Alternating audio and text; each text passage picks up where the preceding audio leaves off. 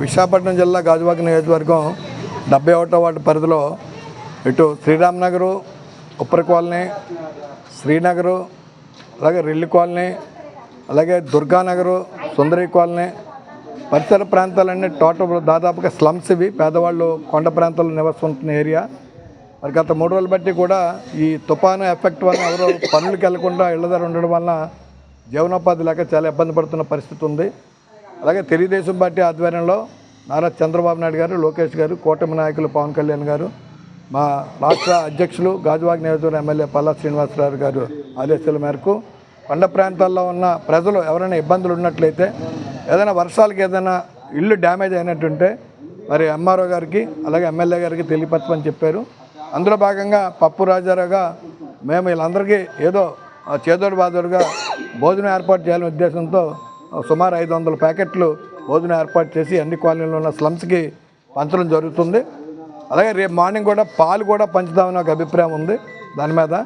ఇప్పుడు జనాలు ఏంటంటే ముందు 30 మంది ఉన్నారు, ఇప్పుడు దుర్గానగర్లో 30 మంది అన్నారు, ఇప్పుడు చూస్తే 100 మంది పైన అక్కడ ఇచ్చాం. అలాగే మా ఉప్పరకొందరు అక్కడ, అలాగే ప్రజలు చాలామంది స్లమ్స్ ఉన్నారు కాబట్టి గవర్నమెంట్ వారు కూడా భోజన సదుపాయం కల్పిస్తే బాగుంటుందని అభిప్రాయం. ఇవాళ రాత్రికి ఇంకా భారీ స్థాయిలో తుఫాను ఉందని చెప్తున్నారు ఉత్తర ఆంధ్ర మొత్తం మీద. అందు గురించి ప్రజలు కూడా అప్రమత్తంగా ఉండాలని, వర్షం వచ్చినప్పుడు ఏదైనా రిటర్నింగ్ వాల్స్ కానీ లేకపోతే రేకుల చెట్లు ఉన్నప్పుడు కానీ గాలి కానీ పిల్లల్ని అది కూడా సురక్షిత ప్రాంతాలకి తరలించండి.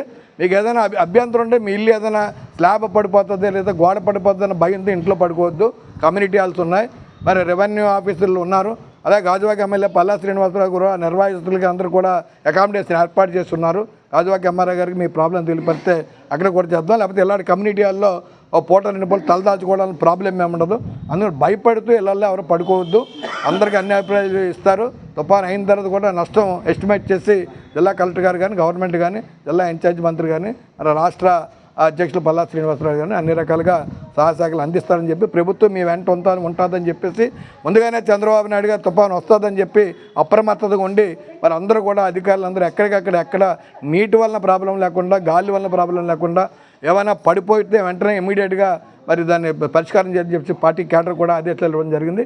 దాంట్లో భాగంగానే మరి విశాఖపట్నం జిల్లా నుంచి మనం ఇక్కడ గాజువాక నియోజకవర్గంలో తెలుగుదేశం పార్టీ నాయకులుగా పప్పు రాజారావు, నేను, నక్కా రాజారావు, అలాగే బాబురావు గారు, అలాగే ఎస్ఐ జగ్గారావు గారు, అలాగే గణపతి గారు, మరి మన ఇతర మహిళా కమిటీ సుందరి